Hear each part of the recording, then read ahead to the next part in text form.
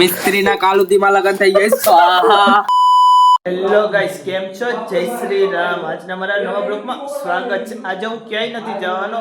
આજે છે મારા ફઈના ઘરે જમવાનું. આના ઘરે જોઈ શકો છો ગાઈસ, જો આના ઘરે, આ ડીંગુડીના ઘરે. ચાલો ચાલો જઈએ આપણે. પહોંચી ગયા છે આપણા ફઈના ઘરે ને આ જો બધા મસ્તી કરે છે. આ બેન તો જો ટીચકુડી ને આ ભાઈ આપણે કાલના વિડીયોમાં લીધા હતા, સમજાવે તો છોકરા ઉપર જતા. આ બંને कैसे लोग रहते हैं यार यहाँ. આ બંને મોબાઈલ વાપરે છે. ફઈ તો લોટ બાંધે છે ને ફઈ તો લોટની બોલાવી દીધી બાકાજી કે આપણા બેન તો માથે ટુવાલ બાંધીને મરચા મોડ. પછી તો અંદર ગયા, ત્યાં તો ભાભી પછી સંભારો વઘારતા હતા.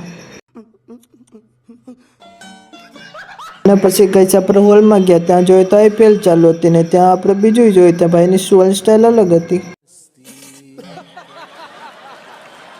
અને પછી બહાર ગયા ત્યાં રસોઈ ચાલુ હતી અને પછી ભાઈ પાઠ પૂજા કરી લીધા અને પછી આપણે લઈ લીધી હતી પ્રસાદી અને પછી બધાય સાથે મળીને જમી લીધું અને બધાએ જમવામાં બોલાવી દીધી બાકાજી કી.